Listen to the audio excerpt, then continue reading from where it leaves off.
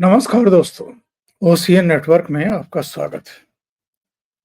नरेंद्र मोदी की तीसरी बार वापसी और वो भी निरंतरता में बर्दाश्त नहीं हो रही है। ना देश के भीतर की ताकतों को बर्दाश्त हो रही है और ना ही विदेशी ताकतों को बर्दाश्त हो रही है। जिस दिन वो शपथ ले रहे थे 9 जून को, उसी दिन जम्मू संभाग के रियासी जिले में तीर्थ यात्रियों की बस पर अटैक हुआ था। उसके अगले दिन डोडा में अटैक हुआ। सीआरपीएफ और लोकल पुलिस के एक चेक पोस्ट पर, एक अस्थायी कैंप पर अटैक हुआ और तीसरे दिन कठुआ में हुआ। कठुआ के एक गांव में आतंकवादी घर में घुसने की कोशिश कर रहे थे। पानी मांगा और उसके बाद दरवाजा खटखटाया। शोर हुआ तो सीआरपीएफ की जो वहां पिकेट तैनात थी वो आई। मुठभेड़ हुई। एक आतंकवादी तो मौके पर ही मारा गया जो पाकिस्तानी था और जिसके पास से काफी चीजें बरामद हुई हैं। हथियार भी बरामद हुआ है, मैगजीन्स बरामद हुई है, कई राउंड की जो फायरिंग का साजो सामान, हथगोला, इसके अलावा भी कुछ पाकिस्तानी दवाइयाँ, कुछ खाने की सामग्री, तमाम चीजें बरामद हुई हैं और दूसरा भी मुठभेड़ में मारा गया। तो कठुआ में 2 आतंकवादी मारे गए और एक की पहचान हो गई है, पाकिस्तानी है, दूसरे की पहचान हो जाएगी, पता लग जाएगा।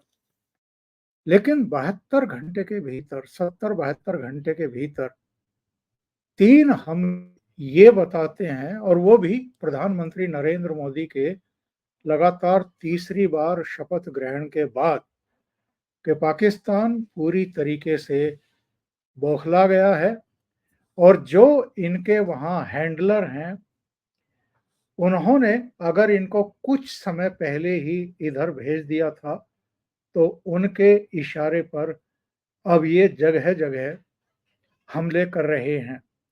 एक रियासी जिले में हुआ है, दूसरा डोडा जिले में हुआ है, तीसरा कठुआ जिले में हुआ है और ये तीनों ही जम्मू संभाग के जिले हैं, इलाके हैं। यहाँ पर घने जंगल हैं, पहाड़ हैं और ये लोग आसानी से कोई वारदात करके छिप जा रहे हैं। ये जो डोडा में सीआरपीएफ और लोकल पुलिस का चेक पोस्ट था, वहां जो गोलाबारी हुई है, इसमें 6 सुरक्षाकर्मी घायल हुए हैं और कठुआ में 2 आतंकवादी मार गिराए गए हैं। डोडा में 12 जून की देर रात, बल्कि तड़के कहें तो ज्यादा बेहतर रहेगा, यानी जो रात बीती है उसमें ये अटैक हुआ है अस्थायी कैंप पर। 11 जून को कठुआ के गांव में ये लोग घुसे थे। एक आतंकवादी मौके पर मारा गया, एक बाद में मारा गया और तीसरी वारदात जो मैंने बताई थी 9 जून को, जब शपथ ग्रहण हो रही थी प्रधानमंत्री नरेंद्र मोदी की, उसी समय हो गई थी। जो कठुआ जिले की डिटेल है वो ये है कि हीरानगर इलाका है और इसका सैदा सुखल गांव है। वहां इन आतंकवादियों ने घर में घुस करके कत्लेआम करने की कोशिश की थी और डोडा में ये चत्तरगला है। यहाँ पर एक टेम्परेरी बेस बना हुआ था सेना का। राष्ट्रीय राइफल्स और पुलिस की एक चेक पोस्ट थी और जो डीआईजी हैं इस इलाके के, डोडा किश्तवाड़ रामबन के जो डीआईजी हैं श्रीधर पाटिल, उनका भी एक बयान आया है। उनका कहना यह था कि साहब, हम लोगों को कुछ सूचनाएं मिल रही थी इनके सक्रिय होने की और इनके आवागमन की, इसलिए जगह जगह चेक पोस्ट बनाए गए थे, जांच पड़ताल चल रही थी। और उसी का नतीजा है कि इनको जब रोका जा रहा है तो ये फायरिंग कर रहे हैं। यानी इनकी पहचान भी हो गई है, पकड़ भी हो गई है, सेना ने जो है घेराबंदी भी कर ली है। और ये केवल सेना नहीं, लोकल पुलिस, एसओजी, सीआरपीएफ और सेना, इनका एक जॉइंट ऑपरेशन इस समय जम्मू कश्मीर में चल रहा है। जो आतंकवादी मारा गया है ये पाकिस्तानी है, ये कंफर्म हो गया है। इसके पास से हथियार बरामद हुए हैं, गोला बारूद बरामद हुआ है, 30 राउंड वाली 3 मैगजीन बरामद हुई हैं, 24 राउंड वाली 1 मैगजीन बरामद हुई है और पॉलीथिन में अलग से 75 राउंड, 3 ग्रेनेड, 1 लाख रुपए की करेंसी, जो 500 और 200 के इसमें नोट शामिल हैं, खाने पीने का सामान बरामद हुआ है और पाकिस्तान में बनी हुई चॉकलेट, सूखे चने, बासी रोटियां, पाकिस्तान में बनी हुई दवाइयां, एक दर्द निवारक इंजेक्शन, एक सिरिंज, 24 बैटरी के 2 पैक और टेप में लिपटा हुआ हैंडसेट और उसमें भी एंटीना है और 2 तार उसके लटके हुए हैं। यानी ये सैटेलाइट फोन हो सकता है जिसके जरिए पाकिस्तानी सीमा से इनका कनेक्शन था। और जहां पर ये मारा गया है वहां सीआरपीएफ का भी एक जवान शहीद हुआ है। ये कबीर दास उइके नाम था इस सीआरपीएफ के जवान का और ये मध्य प्रदेश के छिंदवाड़ा का रहने वाला था। और ये पूरा इलाका अब घेर लिया गया है, सघन तलाशी ली जा रही है, 2 को मारा जा चुका है, एक का शव सेना और सीआरपीएफ के जवान किस तरीके से जंजीर में बांध करके और घसीट करके ले जा रहे हैं वो मैं वीडियो दिखाना नहीं चाहता। बहुत वो सोशल मीडिया पर तो उस पर बहुत सारे कमेंट आए हैं कि इस सुअर को जिस तरीके से ले जाया जाना चाहिए था वैसे ही ले जाया जा रहा है। लेकिन चूंकि हमारे वीडियो, हमारे प्रोग्राम महिलाएं भी देखती हैं, पुरुष भी देखते हैं और नौजवान बच्चे भी देखते हैं, तो इसलिए वो बहुत कहना चाहिए कि एक अलग तरह का वीडियो है। और हमने देखा है, आप देख सकते हैं जाकर के सोशल मीडिया मंचों पर, वो उपलब्ध है। एक संदेश है सेना की तरफ से और हमारे सुरक्षा बलों की तरफ से कि अगर आप इस तरह की हरकतें करेंगे तो आपका जो अंजाम होना है वो तो होगा ही, लेकिन मारने के बाद हम कुत्तों की तरह घसीटते हैं, ये भी समझ लीजिए। और ये संभवतः सीमा पार बैठे इनके आकाओं और जो हैंडलर हैं उनके लिए भी एक संदेश और संकेत है कि आप भेजिए, हम यहाँ बैठे हैं। हाँ, ये जरूर दुखद है कि हमारे सुरक्षा बलों पर और सुरक्षा बलों के साथ साथ सिविलियंस पर, जो हमारे तीर्थ यात्री थे, उन पर टारगेट किया गया है। और ये पिछले 10 साल में पहला मौका था जब जम्मू कश्मीर पहुंची तीर्थ यात्रियों की बस को निशाना बनाया गया, जिसमें ड्राइवर संतुलन भी खो बैठा, गहरे गड्ढे में बस भी गिर पड़ी और फायरिंग में 10 तीर्थ यात्रियों की मौत हुई है और कई इस समय अस्पतालों में उपचार कर रहे हैं। ये सब क्यों हो रहा है? और ये केवल पाकिस्तान की ही बौखलाहट हो ऐसा नहीं है। आज 2 और खबरें आई हैं। आप जानते हैं कि प्रधानमंत्री नरेंद्र मोदी कल इटली पहुंच रहे हैं। तीसरी बार प्रधानमंत्री पद की शपथ लेने के बाद पहली विदेश यात्रा है। G7 ग्रुप की, वहां पर G7 देशों की वहां समिट हो रही है, शिखर सम्मेलन हो रहा है, भारत उसमें विशेष आमंत्रित है। प्रधानमंत्री नरेंद्र मोदी वहां पहुंच रहे हैं और इससे ठीक पहले बौखलाहट का अंदाजा आप इसी से लगाइए। उनके पहुंचने से पहले वहां गांधी जी की एक प्रतिमा लगी हुई थी, उस प्रतिमा को नुकसान पहुंचाया गया है, उसे तोड़ा गया है और खालिस्तानी नारे लिखे हुए मिले हैं। एक और घटना कुवैत में हुई है। एक बिल्डिंग में आग लगी है और जानकारी मिल रही है कि उसमें अन्य देशों के अलावा भारतीय मजदूर भी रह रहे थे। ये एक कंपनी के द्वारा बनाई गई बिल्डिंग है जिसमें उसमें काम करने वाले मजदूर रहते हैं और कई भारतीय मजदूरों की भी उसमें मौत हो गई है। जो विदेश राज्य मंत्री हैं वो रवाना किए गए हैं वहाँ देखभाल करने के लिए। प्रधानमंत्री नरेंद्र मोदी का भी, विदेश मंत्री एस जयशंकर का भी बयान आ चुका है। लेकिन ये वारदातें कुछ कुछ कहती हैं।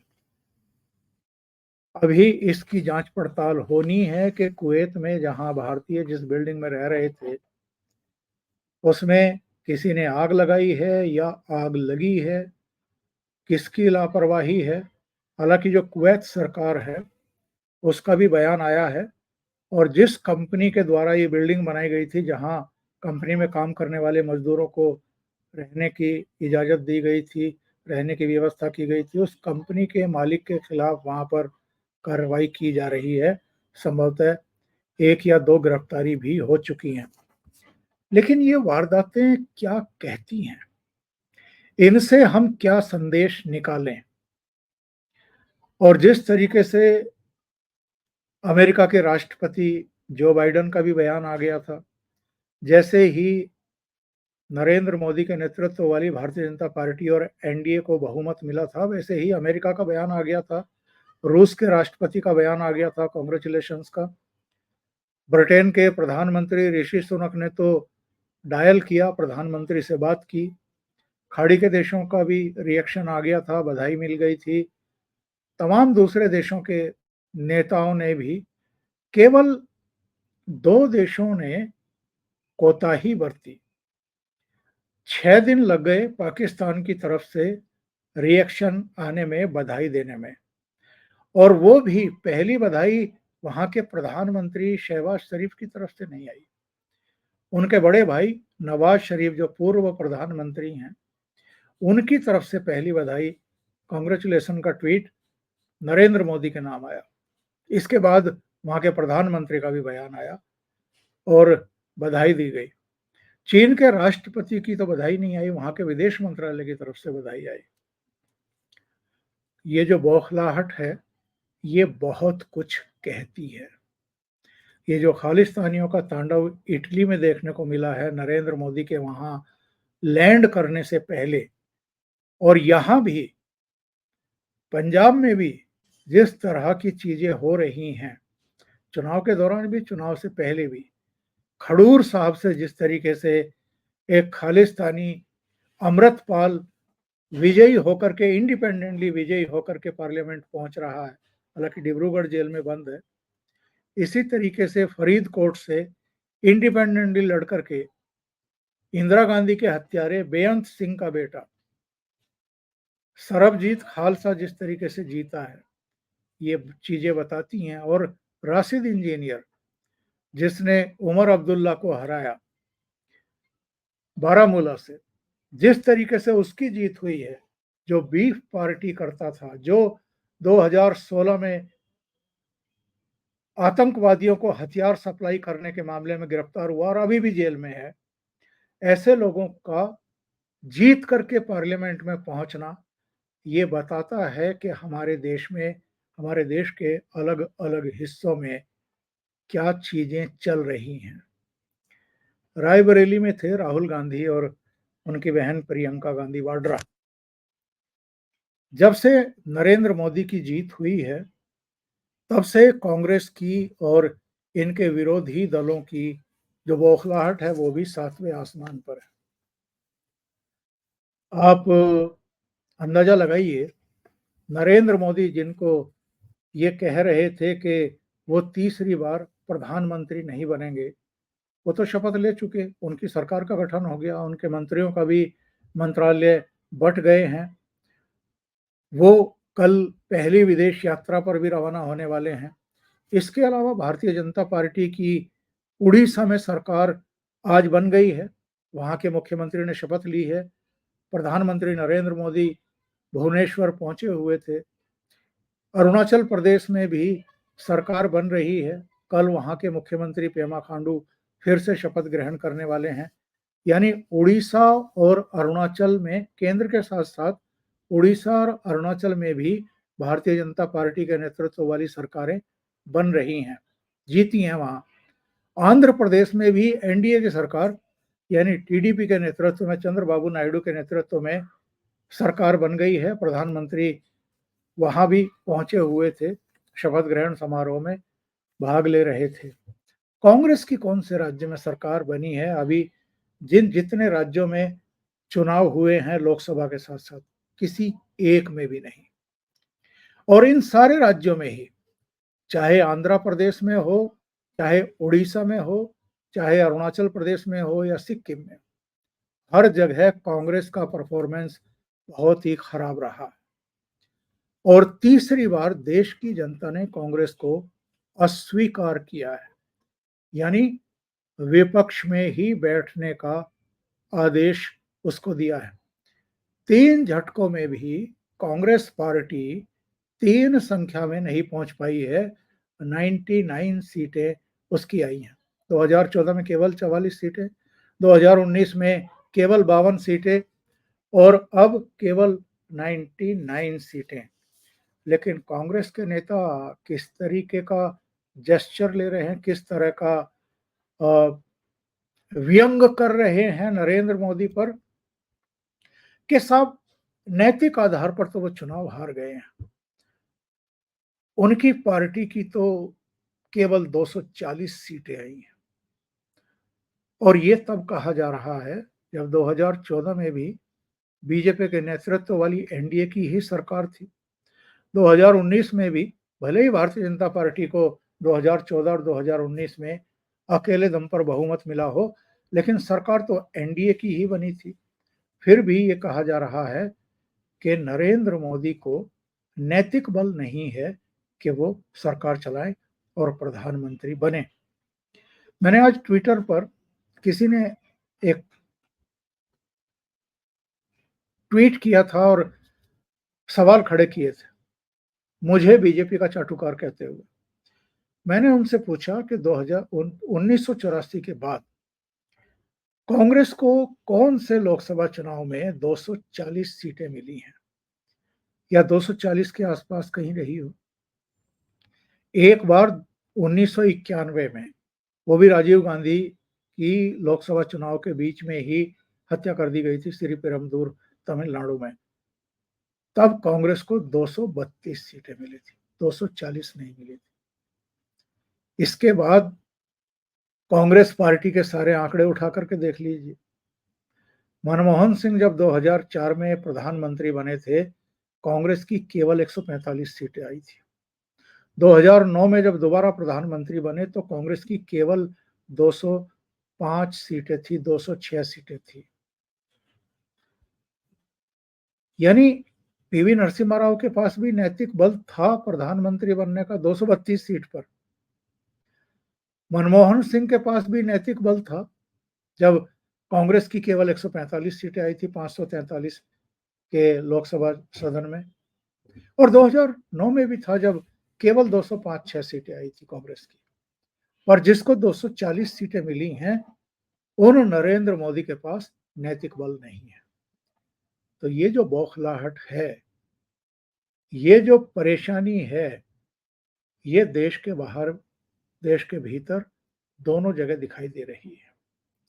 और ये जो आतंकवादी हमले हो रहे हैं, 70-72 घंटे के भीतर जिस तरीके से 3 हमले हो गए, वो भी जम्मू संभाग के भीतर ही हो गए।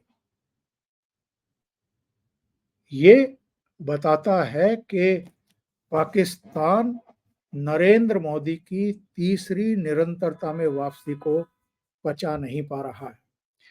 हम आप सब जानते हैं कि नरेंद्र मोदी थोड़ा ठंडा रख करके ठंडा करके खाते हैं, प्लानिंग के साथ जवाब देते हैं। टाइमिंग और जगह वो खुद तय करते हैं। उड़ी की वारदात के बाद भी हमने देखा था सर्जिकल स्ट्राइक हुई थी और पुलवामा में जो हमारे सीआरपीएफ के 40 जवान अटैक किए गए थे, उसके बाद जो एयर स्ट्राइक हुई थी बालाकोट में, वो भी हमने देखी थी। और ये जो 3 वारदातें हुई हैं, ये कह सकते हैं हम कि एनफ इज़ एनफ। यानी अब पाकिस्तान को प्रधानमंत्री नरेंद्र मोदी की सरकार का एक और बड़ा वार सहन करने के लिए तैयार हो जाना चाहिए। अभी के लिए इतना ही। बहुत-बहुत धन्यवाद। अगर आपको ये चैनल और इसके कंटेंट पसंद आ रहे हैं तो लाइक करें, कमेंट करें, वीडियो को शेयर भी करें। अभी तक अगर आपने ये चैनल सब्सक्राइब नहीं किया है तो सब्सक्राइब ज़रूर कर लें और साथ में लगे बेल आइकॉन को दबा दें ताकि आगे आने वाले वीडियो और उनके नोटिफिकेशन आप तक पहुंचते रहें। बहुत-बहुत धन्यवाद। नमस्कार।